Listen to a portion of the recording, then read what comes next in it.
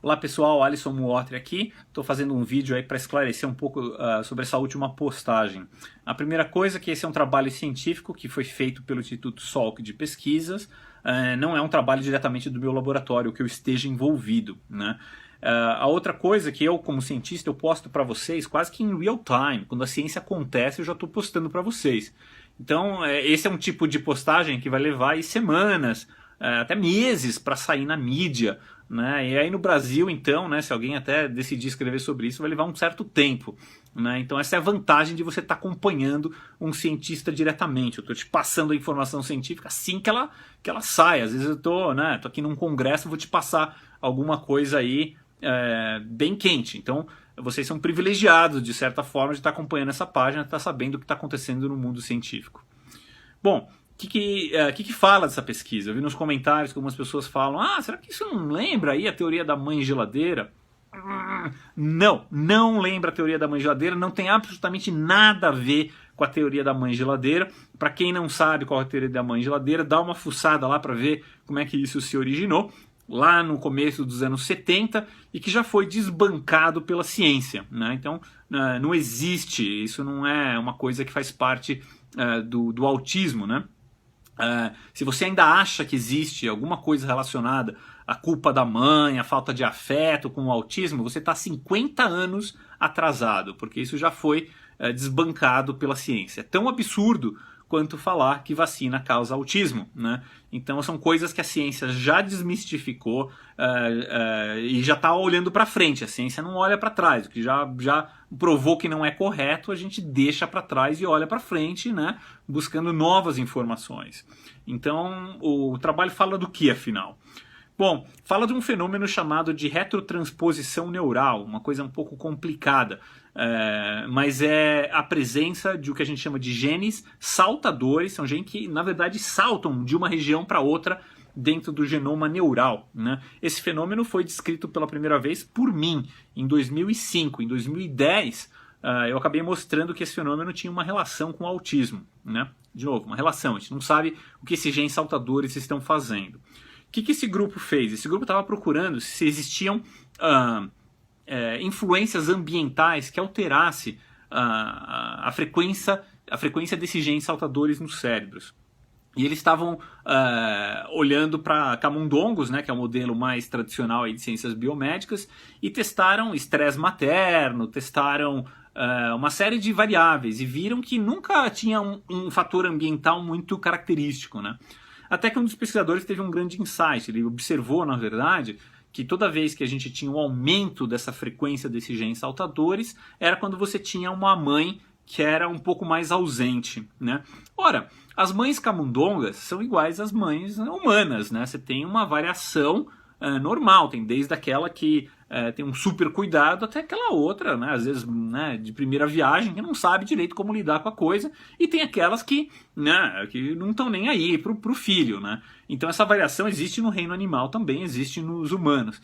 E eles perceberam que aquelas mães que não davam o cuidado, né, não passavam as horas que tinham que amamentar os filhos, né, eram naqueles filhos que as atividades desses genes saltadores aumentavam. Bom, até aí tudo bem, né? E se você pegar, né, uma camundonga ali, que é uma boa mãe, e tirá-la da presença do feto, né? Então a gente está trabalhando aí com fetos, não com fetos, desculpa, com a prole de alguns dias de vida, né, de 1 a 5 dias de vida. Quando eles retiravam a camundonga de perto, ele também sofria, né, essa ausência dessa mãe que estava lá. E aumentava a frequência desses genes saltadores no cérebro, né? Então esse foi o trabalho que eles mostraram. Mostraram também que isso poderia ser recompensado. Se você colocasse aquele bebê, né, aquele camundongo bebê que nasceu de uma mãe que não era uma boa cuidadora, você colocasse ele em contato com uma mãe boa cuidadora, né, você prevenia esse tipo de fenômeno, né? E esse fenômeno, né, aqueles que nasceram de mães que eram más cuidadoras, apresentaram algumas alterações de comportamento. A principal alteração é uma alta ansiedade, né? Ele tinha um pouco mais de ansiedade. Olha, esse fenômeno de cuidado materno com consequências na vida adulta, isso já é uma coisa já observada, inclusive em humanos. De novo, não tem absolutamente nada a ver com mãe geladeira. Isso é o extremo. Nenhuma dessas pessoas vai ficar autista, né? Elas têm mais ansiedade, às vezes têm mais propensão a umas outras doenças, né? O que acontece, né, na sua primeira infância até influencia níveis metabólicos do organismo, mas não cria uma pessoa autista, tá? Então, por isso que não tem absolutamente nada a ver, né? Mas altera, sim, né? As redes neurais e altera o comportamento na vida adulta, né? Então, é isso que eles estão mostrando. O mecanismo, a parte interessante aí, justamente para aqueles que gostam um pouco mais da sofisticação genética da coisa toda. Porque isso acontece a nível de genomas individuais no neurônio do cérebro. Então, isso é muito difícil de ser detectado e eles desenvolveram um método que consegue detectar tudo isso, né? Então, o trabalho coloca um maior... ele explica, né, a nível molecular o que poderia estar causando...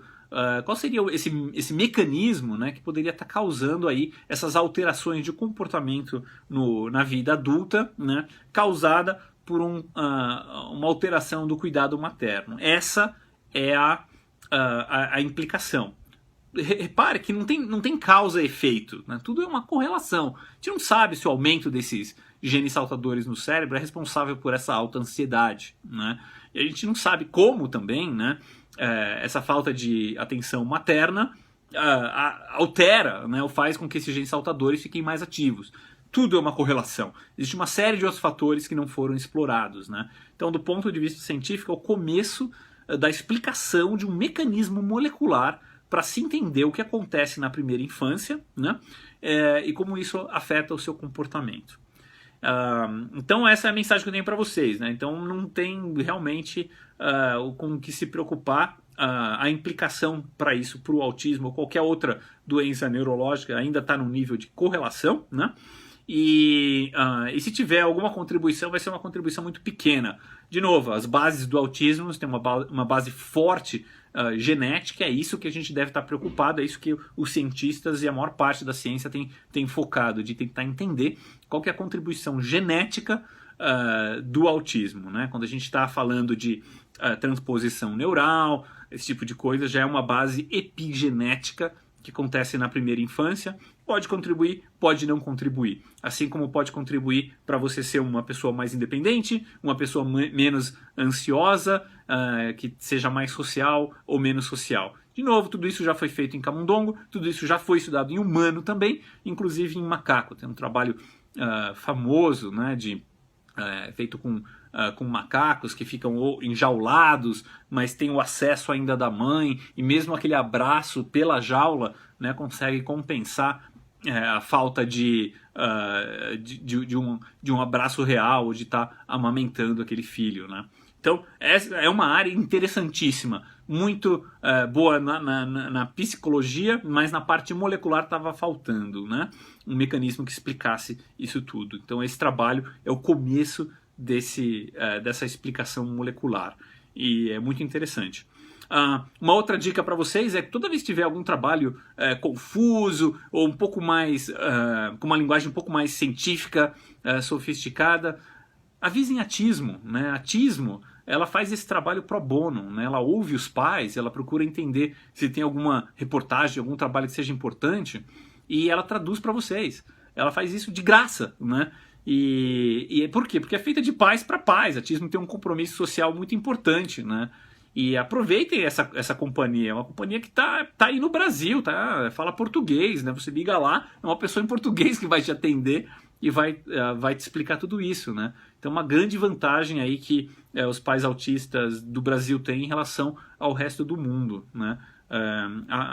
Aproveitem, né? Aproveitem essas outras, assim. Eu tento fazer o máximo que eu posso aqui na divulgação entre um trabalho e outro, entre uma pesquisa e outra, né? Mas realmente, às vezes eu acabo sendo um pouco sucinto, tá?